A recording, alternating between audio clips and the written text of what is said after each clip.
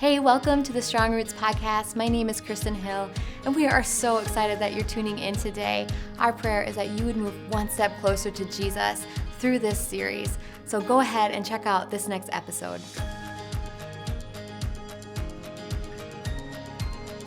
Welcome back, Strong Roots podcast. I'm here with Tim, and we are going to be talking about God as a warrior. We are in our warrior season. And I really look up to Tim in so many ways. He is a very godly man, and I cannot wait to pick his brain. And I'm just excited you agreed to do this today. Don't know what I was... No, go ahead. So I'm going to ask the first question. So when you think of God, Tim, as a warrior, what comes to mind? I've been reading Bible in a year. Okay. For a year. And so every day you get some Old Testament and you get some New Testament. And been... going right now, there's in Jeremiah, and God loved the Israelites. He brought them out of Egypt and everything, but they were an ornery group of people. Yes. So they started worshiping other gods, which he was not going to tolerate.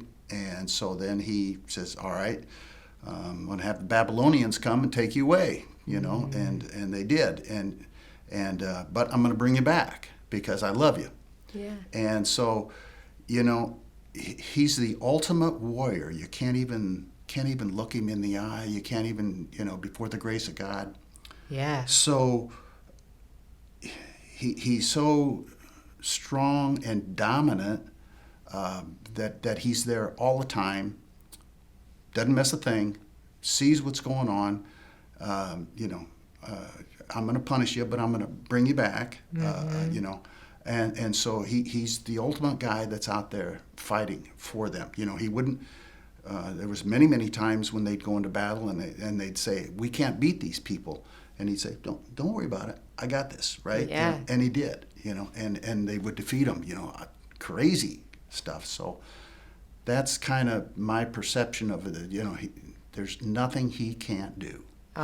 Absolutely. So that is awesome. So what have you learned about God through his training and discipline in your life? And what have you learned through Jesus' example? So probably through my life has been more one of trying to learn, use that word learn, patience. Because I'm not wired to be patient. I'm wired to do things, to sit down and be still, doing your devotions, praying, is a challenge. Yeah. I wake up in the morning and my mind's, it's going. Yep. I'm thinking. And so, all right, I'm going to do this and this and this today. So, but there's a time when you need to just kick it neutral and sit down and slow your heartbeat down and read and pray. And so, throughout life, you're faced with many different challenges, and you always are, So you learn to patience, Yes. If you got a quick temper, Malcolm has told me, don't say anything today. Go home and think about it. And he's so right. You think about it and you come back the next day and you go, yeah, okay, I got a different outlook on this now. But at the time, if you do it right then, oh boy, bad things happen. So be cool, patience, and learn to think about it and all this. And then when you do that, then usually, not always, but usually, good comes out of it. You learn, okay, I've been in this situation before, and when I did this, something good happened. So you always take the high road, stuff like that. Through those challenges, whatever they are, and then just pray. I need help. Yes. And, I need help. How can you help me out, Lord? So, yeah. And then from the Jesus side, it's been more that of compassionate love. It's more... when you're asked to do something, sometimes you sit back and you go, somebody asked me to do this interview, and I went, But Kristin asked me, so, okay, it's something new. It's out of your norm. You don't do it every day. So, okay, well, let's take a swing at this, and you just learn. You constantly learn, and you see things. When you look for things, you can see people who have a need, and if you're blessed, you can fill that need. But if you're more on the lookout for some of that stuff, it's kind of funny because the more you look for it, the more it'll suddenly start to appear. And even where'd that come from? Yes. Okay, wait a minute. Let me make a call here or something, So the compassion and love side of it from Jesus. Oh, that's awesome. Where have you found I don't know how to explain it, but where's been the biggest training ground for you? Where do you feel like God has really done most of this? Just everyday living, you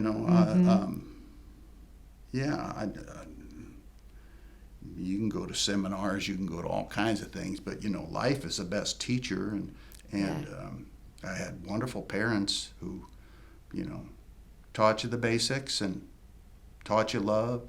So you learn from all of that stuff, and you draw on. I've got a wonderful mate in Marta, who's just strong, and good kids. I'm blessed, so. Yes. I love that you said life is the best teacher. It is. It is. That's the best answer. And that's what God wants us. Mm-hmm. He wants us to live life and have eyes, like you're saying, to see, what are you teaching me today? Yeah. Mm-hmm. So how has God strengthened you as a warrior? Again, I'll go back to life. Just you're always learning. Everything. You're asked to do things which are, at the time somebody asks you to get involved and do something, you go, oh man, I don't know how to do that. Well, just think about it. So you go home, you think about it, you pray about it. And you talk to a couple people and you go, well, all right, I'll try it. And the cool part is you always grow. Yes. And so when somebody else says, somebody's asked me to do this, and I said, I'm not going to do it. I said, wait. Do it. Yes. Oh, man. Give it a shot, because you will grow and you will be a benefit to somebody else. The Lord will speak through you. Mm-hmm. Do it. Yeah. And He's not going to let you mess it up. Well, he might bloody your nose a little bit. But, just keep at it. Keep at it. Don't sit back.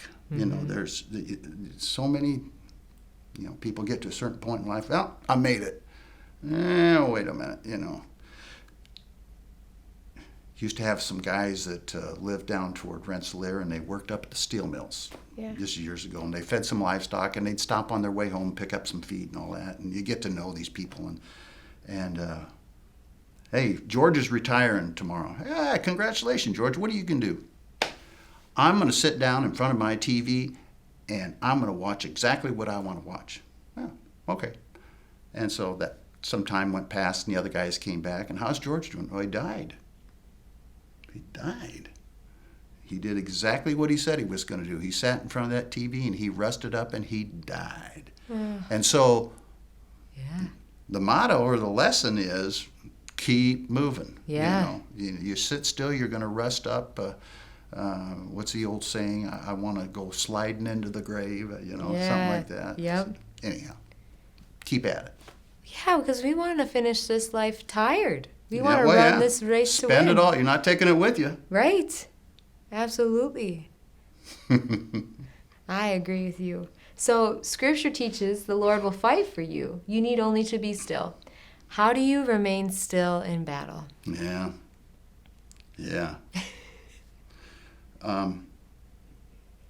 As you get older, as a young person who hasn't had challenges or some major challenges, that's harder. I think age gives you a maturity. Pick your word.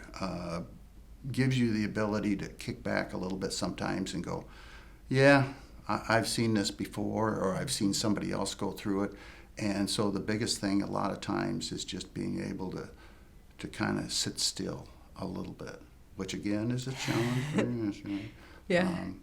But it's true, you know, and be gentle, and yeah, it works. And you always learn, you always grow, you find out something new, you know.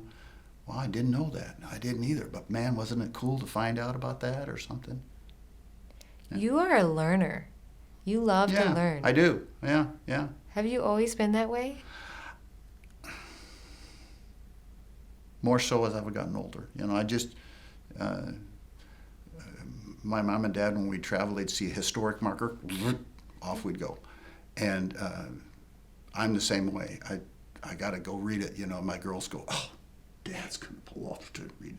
You know, but it's a story. It's a story of how things happen, you know, and yeah, you never quit learning. You never, and it opens up new doors, and the more you read, the more you want to know, you know, it just goes on and on. But yeah. I love that about you. I feel like it does make you wiser, and it does. I feel like your curiosity and wanting to move and wanting to grow and wanting to do everything you can for God's kingdom, I think it's really blessed you and your life and your family. Yeah. It's cool to watch. So, all right, we got the challenge. What would you say to someone who doesn't see God as the ultimate warrior in their life? Yeah, I saw that question and I thought about it, and there's an old hymn.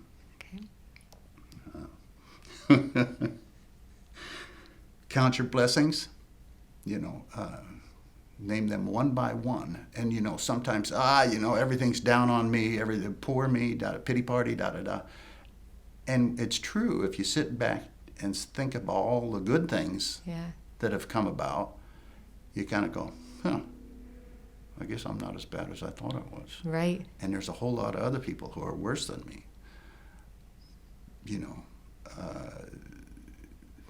And that popped right in my mind, that old song when I read that, and name them one by one.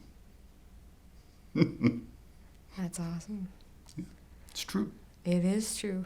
Where do you find yourself counting your blessings the most? Oh, wow. When I'm here. Yeah. You know, when all the kids are home. Yes. Katie bar the door.